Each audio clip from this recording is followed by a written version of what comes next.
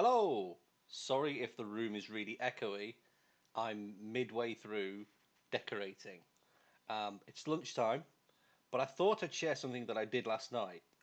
So if I actually spin you around, guys, you'll see the progress on the wall. So this is the back of the bulkhead of the stairs. This is what was built in, and it goes all the way up to the ceiling. If I show you, all the way up. Look. So the ceiling's a bit ruined. I need to sort out the coving. Okay, but all this was glue.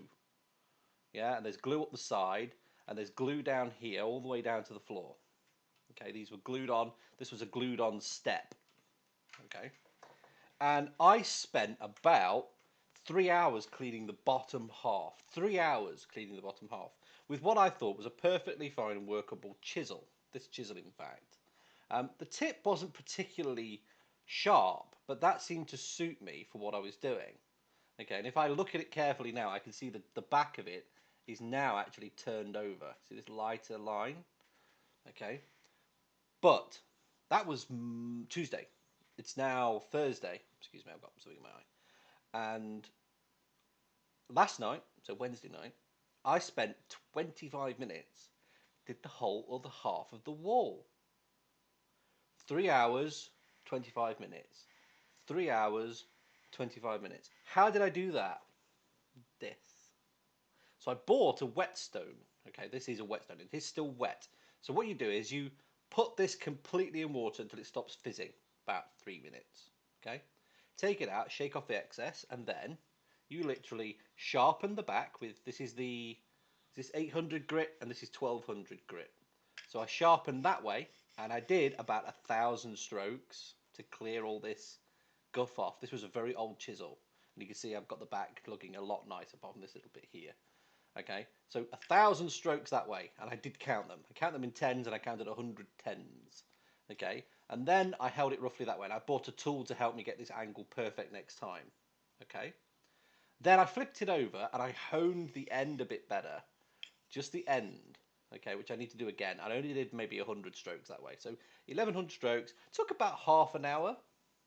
So half an hour, and then 25 minutes work. So less than an hour in total, and I did the whole other half of the wall. Because a sharp tool is so much better. Now I already knew this, and I'm sure you already know that, but I never really gave it much thought in this context. For when I'm working with wood, absolutely. It's a bit sad that it's cheaper to buy a new um, chisel than it is to do this or buy this, certainly in time terms. I may find an automatic way of doing this somehow.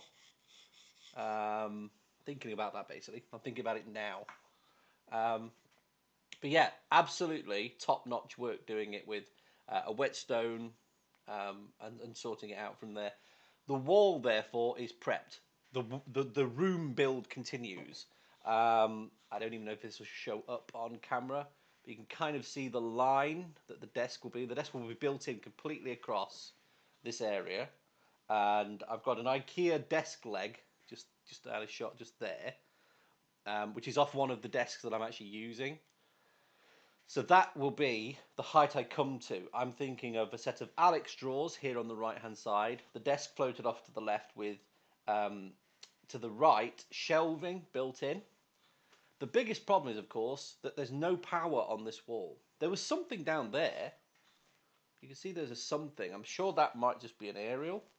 There may therefore be a conduit behind that wall, and I might be able to get a mains power cable up this wall, across the roof and down into this side. If I can, that would be excellent. If I can't, it's going to be a bit of a pest. I don't want to pay a Sparky to do it. It's just a wire. It's just an addition to the ring main. I could, in fact, probably do it with a spur and a 13 amp connector in the loft, and then I could have two power sockets this side and blank this one off. That would actually be better for me. Certainly out there, there's a socket on one side of the wall that's a socket on the other. So we'll see. But it's filling, sanding, preparing. Terrible today. So apart from the sanding The sanding, I've actually got down to, I've got some 600 grit maximum, 240 grit starter. So this is an assorted set. So there's one 240, two 320s, one 400 and one 600. That's got to do this entire piece of wall. There's actually here, you can just see the remnants of a 1980s or 1990s dado. Well, it must be a 1990s dado since the house was built in 1989. So yeah, so there's a dado line there that I've got to get rid of. The coving, the option on this side for the coving actually, you can probably see there's a darker mark up here, just there. You see the darker line just up there? That darker line is where it's come away from the ceiling. And because this is such a mess in this corner, I was thinking of having an RGB uplighter string of lights up there, just on that wall, and then I could use this piece that I take off to patch that wall there. So I patch that wall with this, and then uplight just this one wall. This is going to go away, this curtain rail. So the curtain rail will go away, and the blind will become an oak blind. And hopefully the plants will feel a lot better. Though this one has started, the peace bloom has started blooming again. You can't see that against the light. If I bring her in, there she is. So she's started to bloom again. Now, I don't think that's a sign of stress, but the tips of the leaves is showing some stress. She's definitely fine watering wise. I've got the water regime now. She's a little bit heavy right now. I'd leave her another day. Despite these being a bit droopy, I'd leave her another day. But yeah, she's okay.